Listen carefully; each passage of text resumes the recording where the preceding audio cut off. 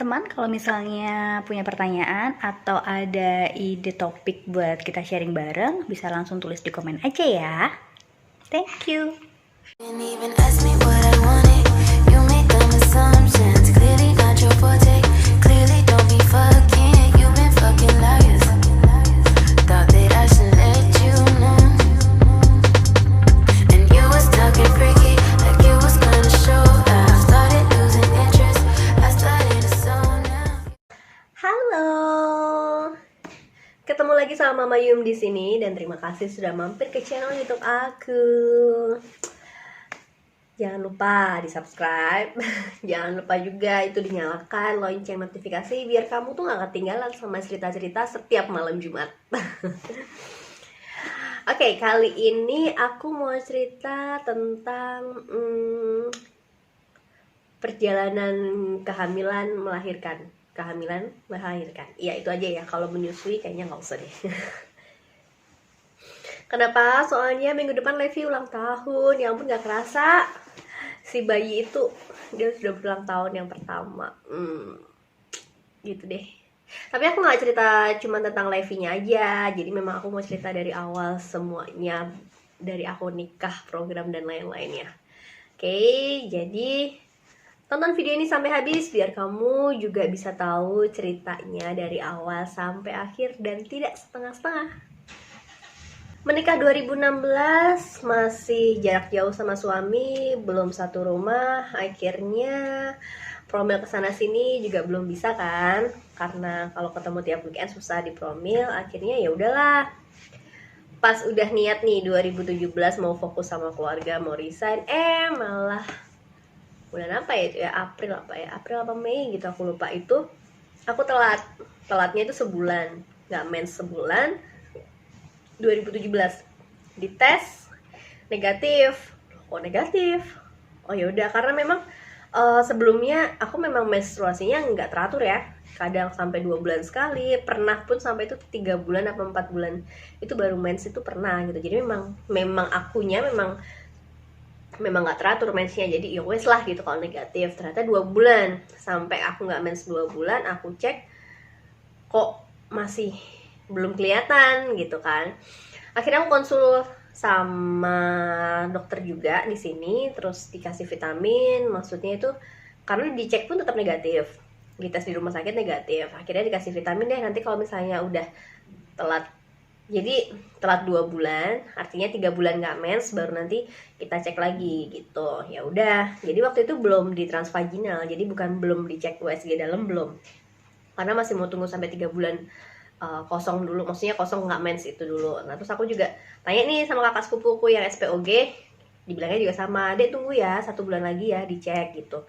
Ditunggu, ternyata waktu aku cek positif. Oke, hamil. Nah terus ke kontrol ke salah satu SPOG, karena waktu itu kan suamiku cuma bisa baliknya weekend, jadi benar-benar kita tuh cuma bisa nyari dokter yang Sabtu atau Minggu prakteknya. Ya udah, akhirnya dapet lah salah satu rumah sakit, kita cek di sana dan kita harus jelaskan gitu loh. Jadi harus dijelaskan, dok ini kemarin telatnya sekian lama, terus usia kandungannya, jadi usia kandungannya tuh nggak sesuai mensnya, nggak sesuai telatnya gitu loh.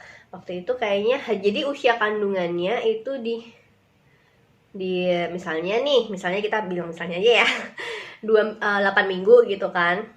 8 minggu itu sesuai umur kandungannya, tapi kalau berdasarkan mensnya itu kan beda jauh gitu, 12 minggu lebih gitu. Pokoknya ada selisih. Ya udah, akhirnya sama dokter, ya udah kita ikutin ini aja ya, ikutin sesuai janinnya aja. Ya udah, oke. Terus udah sampai pada saatnya aku pun mau nyoba ke rumah sakit langganan, ternyata di sana malah aku dibikin nangis. Jadi itu memang denyut belum kelihatan gitu loh, jadi masih kelihatan kantongnya. Waktu itu masih kelihatan kantongnya sama si SPOG rumah sakit biasanya ini, malah dibilang, bu ini kosong, nggak ada janinnya, nggak akan ada janinnya, ini nggak berkembang gitu. Jadi aku dikasih rujukan buat kuret. Wah itu di luar aku langsung nangis. Padahal udah dijelasin gitu loh, udah dijelasin dokternya, dok saya tuh mesnya sekian, terus terlambatnya sekian gitu loh.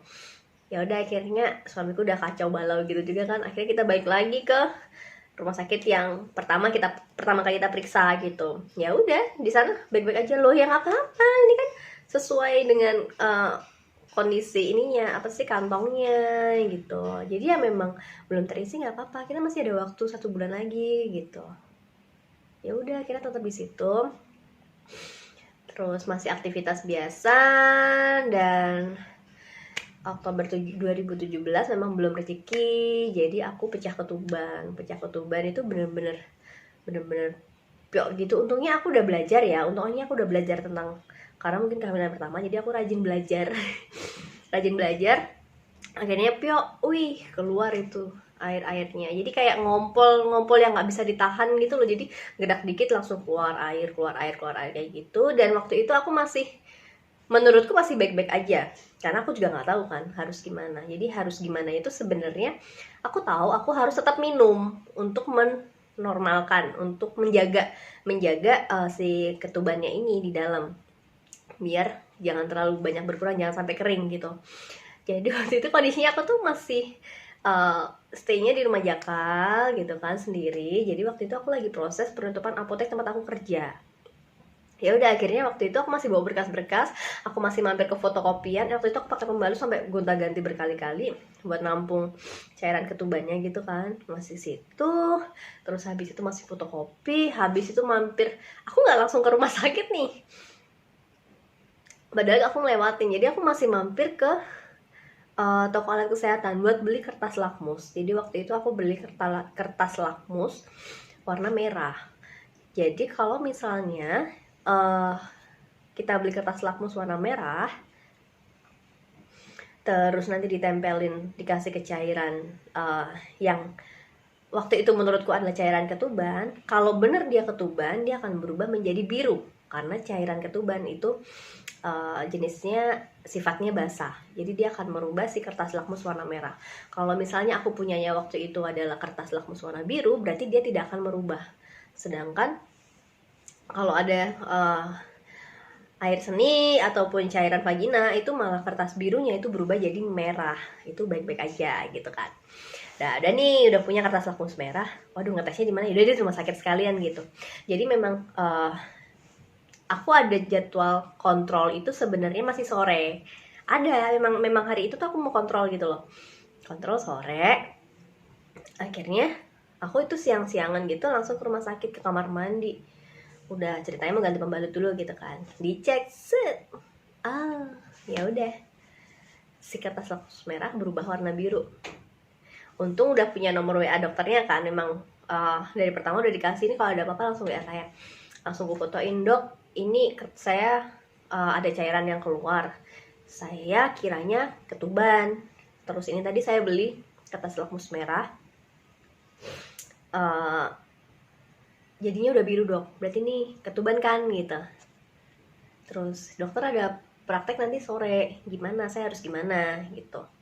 Ya udah sama dokternya, enggak kamu langsung aja, sama dokternya langsung, kamu sekarang ke rawat inap di bagian yang kandungan gitu. Udah kamu di sana aja, nanti saya udah langsung kasih perawat sana, nanti kamu diurus di sana. Ya udah, saya sendiri, suami saya masih di Jakarta. Kayaknya waktu itu Jakarta deh, masih Jakarta. Papaku di waktu itu lagi di Kulon Progo atau di mana gitu. Mama masih ngajar, masih kerja. Jadi benar-benar aku sendirian ke rumah sakit itu. Jadi udah ke bagian rawat inapnya sana, langsung ditanya, oh ini ya atas nama ini tadi yang dari dokter ini. Iya sus. Ya udah langsung ditaruh dimasukin ke ruang persiapan bersalin di sana. Ya maksudnya ruangan itu bukan mau bersalin, enggak, waktu itu. Terus dicek, oke, fix sudah ketuban. Ya udah, mau gimana lagi. Terus dikasih tahu, mbak ini mbak harus opnam, nggak bisa kalau pulang. Gimana, sama siapa kesini? Sendiri gitu. Kaget mereka kan, hah sendiri gitu. Ya udah, terus akhirnya itu Pas udah terus aku telepon mama, aku harus masuk rumah sakit, selesai ngajar jam berapa gitu. Ya udah disusulin, selesai mama ngajar disusulin, habis itu papa nggak aku telepon sih, karena waktu itu cuma tak WA aja, dikabarin aja, karena kan nyetir sendiri toh. Habis itu telepon suamiku juga, telepon suami ngabarin dan juga konfirmasi gimana BPJS, karena waktu itu masih ada error atau gimana gitu loh. Jadi BPJS ku tuh masih nyambung ke orang tuaku, sedangkan aku sudah lepas dari orang tua, aku tertanggung sama suami, jadi belum masuk ke kantor. Ya udah akhirnya waktu itu konfirmasi belum masuk, belum bisa. Ya udah akhirnya ya wes lah, umum gitu. Udah habis itu semua selesai, akhirnya aku opnam di situ selama 5 hari dan benar-benar harus bed rest benar-benar aku cuman bisa tidur miring ketuban keluar, miring ketuban keluar, ngolet betulin badan gini aja tuh ketubannya keluar. Udah kayak ya udah gitu-gitu aja gitu loh. Dan waktu itu sih semuanya baik ya, maksudnya kondisi janinnya baik, maksudnya masih bagus lah, semuanya oke aja. Akhirnya sama dokter boleh pulang ke rumah, karena waktu itu masih usia kandungan di 18 sekian mau 19 minggu. Boleh pulang ke rumah daripada di rumah sakit stres gitu kan, gak ngapa-ngapain, maksudnya gak ngapa-ngapain kan, cuma di dalam kamar gitu kan, gak ada apa-apa. Boleh pulang dengan syarat benar-benar bed rest gitu. Dan aku ada dikasih infus, jadi karena mereka tahu aku apoteker, ya udah jadi mereka percaya buat aku bisa bed rest di rumah dan obatnya stabil gitu loh, karena itu harus masukin obatnya kan, harus masukin cairan obatnya itu ke cairan infus sendiri. Jadi benar-benar aku tuh bed rest sambil diinfus. Nah kebetulan ada satu perawat yang bidan yang rumahnya dekat, jadi memang dijadwalinnya sehari sekali aja ya. Jadi nanti kalau misalnya infusnya habis atau apa kabarin aja gitu, tapi untuk masukin obat Mbak Anum sendiri gitu. Oh iya oke, boleh, bisa gitu. Udah di rumah tuh aku beneran bed rest sampai udah di set tuh loh di rumah, ngapa-ngapain aja. Terus habis itu sehari lebih deh, habis itu aku besoknya ada bercak darah. Nah kalau misalnya udah ada bercak darah itu udah harus masuk lagi ke rumah sakit. Kenapa? Karena itu adalah tanda-tanda bahwa ada pembukaan gitu. Jadi obat tadi adalah penahan kontraksi, karena kalau misalnya ketubannya udah pecah itu bisa memicu kontraksi. Sedangkan umurnya masih 19 minggu, masih kecil sekali, belum sampai baru mau OTW 5 bulan lah gampangannya gitu kan. Nah, udah ada bercak darah. Dan aku ingat banget itu kenapa bercak darahnya itu, karena aku selama 5 hari itu aku nggak pup. Jadi udah dimasukin obat, apa-apa tuh belum gitu loh. Nah perutku tuh begah banget, berasa banget. Nah emang salahnya aku juga karena aku perutku udah nggak enak, akunya ngeden. Nah itu ngeden itu juga salah satu pemicu kontraksi gitu. Jadi benar-benar aku setelah bukan langsung itu enggak, cuman aku tahu salah satu pemicu ketika ada bercak darah itu dan ada pembukaan itu adalah ketika aku ngeden buat mau pup. Udah selesai pup itu kayak siang apa sorean gitu, selesai pup, terus malam jam 9-an, jam 7, jam 8-an itu keluar bercak darah. Nah jam 9-nya aku langsung dibawa ke rumah sakit. Terus habis itu pas dibawa ke rumah sakit itu IGD dulu, terus akhirnya bisa tuh pakai BPJS kan, BPJS bisa. Habis itu masuk kayaknya itu hari Rabu deh kalau nggak salah. Aku tuh masuk di Rabu malam nyampe sana, pokoknya masuk kamar tuh udah tengah malam banget, jam 11-12an gitu. Habis itu Jumatnya jadi sama dokter emang udah dikasih tahu, Mbak ini kayaknya, jadi emang pas dicek pas aku datang itu dia udah ada setengah. Besoknya dokter visit, jadi kan Rabu malam, Kamisnya dokter visit, dokter ngasih tahu. Jadi udah kayak Kayaknya ini agak susah untuk dipertahankan. Jadi kayak udah ngayem-ngayem itu, susah untuk dipertahankan. Jadi sepertinya memang harus dilahirkan. Iya, kita udah tahu ya kondisinya, kemudian kemungkinannya seperti apa. Karena ini masih usia segini, kemungkinan pun nggak akan sampai di bukaan banyak, enggak. Ini pasti bukaan kecil dia udah bisa keluar itu. Terus aku dikasih tahu, Mbak, nanti kalau misalnya jadi waktu itu aku udah nggak boleh bed rest. Jadi kayak ya udah mau ngapain, mau jalan, mau apa, monggo silahkan gitu. Karena emang ini nanti akan terjadi sebuah persalinan gitu loh. Jadi nggak usah ditahan-tahan lagi gitu. Kamu mau menahan seberapa lama pun akan tetap terjadi gitu. Nah akhirnya di hari Jumat, inget banget aku kayaknya itu sebelum Jumatan deh. Pokoknya Jumat pagi sebelum Jumatan aku udah dikasih tahu nih. Jadi kalau perut udah mules apa-apa, minta tolong dipanggil susternya buat cek denyut jantungnya, terus cek lain-lain gitulah, dicek janinnya. Habis itu pas aku mau pipis itu ada yang ganjel. Aku langsung teriak karena emang udah dipesenin, Mbak, nanti kalau misalnya mau ngapa-ngapain terus ada berasa ganjel jangan ditahan dulu. Memang jadi mereka takut itu tuh janinnya gitu loh. Jadi aku juga nggak boleh pipis di kloset, aku harus pipisnya di bawah di lantai. Karena takut kalau misalnya pas aku lagi pipis atau ini dia janinnya keluar gitu dan nggak ketangkap. Nah ya udah pas nggak ganjel, pas aku nggak ganjel aku langsung bilang, waktu itu ada mama sama papa, aku langsung ngabarin papa sama suamiku juga, aku cuma bilang aku berasa ganjel gitu. Ya udah, wih langsung suster sama bidannya udah datang, udah bawa alat-alat gitu kan langsung. Jadi pas aku pipis itu mereka langsung nadahin ini underpad, pakai underpad. Udah nggak apa-apa ya, pakai ini udah ada underpadnya. Udah, jadi untungnya ketangkep di situ. Dia tuh bukaan dua itu angelnya lahir. Ya udah, di semua prosesnya tetap sama kayak lahiran biasa, bukaan 2. Abis itu sempet dibawa ke ruang bayi, dikasih di boxnya, dipanasin juga, dikasih sinar di sana. Suamiku yang nungguin, aku kan di dalam ruangan masih diproses macam-macam ya, sambil mikir, sambil mau sambil nangis gitu kan, nangis netes-netes dikit gitu di sana. Habis itu udah pas udah angelnya udah nggak ada,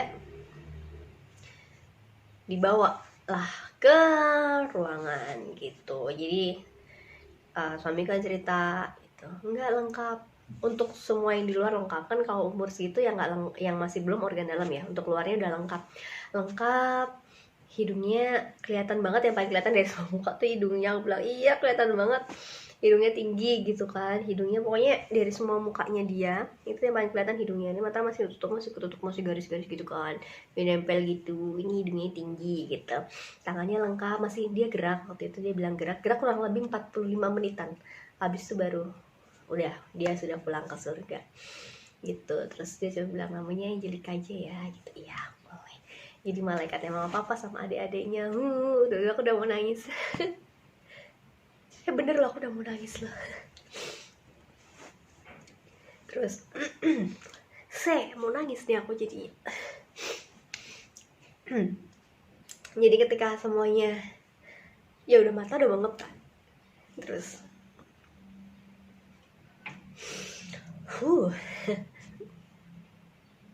jadi foto tuh senyum. Kenapa fotonya senyum?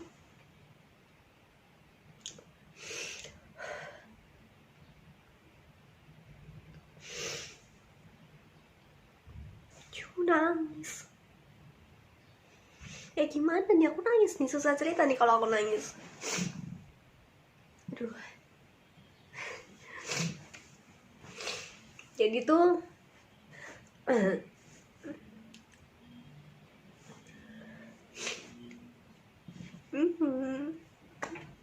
ya. Jadi tuh kami selfie, aku gendong gini kan. Aku sama suamiku kita selfie, aku bilang senyum ya gitu.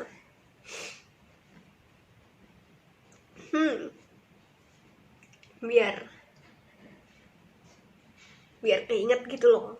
maksudnya tuh bukan momen sedihnya yang keinget, tapi kasian lah anak ini, masa kalau inget dia jadi sedih. Maksudnya dia kayak gimana sih rasanya orang kalau inget kita tapi malah kita tuh buat orang lain tuh kesedihan gitu loh. Nah itu nggak mau, makanya fotonya tuh kita senyum, tetap senyum gitu, foto keluarga pertama gitu kan, bertiga. Akunya nangis, tapi akunya nangis. Ya udah gitu, itulah pokoknya. Udahlah, nanti aku lagi nangis lagi. Habis itu udah disiapin, jadi aku pas kejadian tuh langsung, gila banyak banget orang yang sayang sama aku gitu, makasih ya.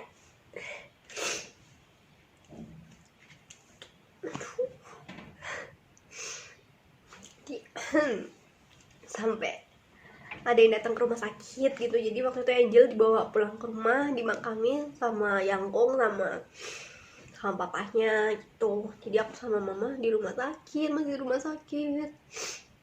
Banyak beberapa datang teman, saudara, sahabat pada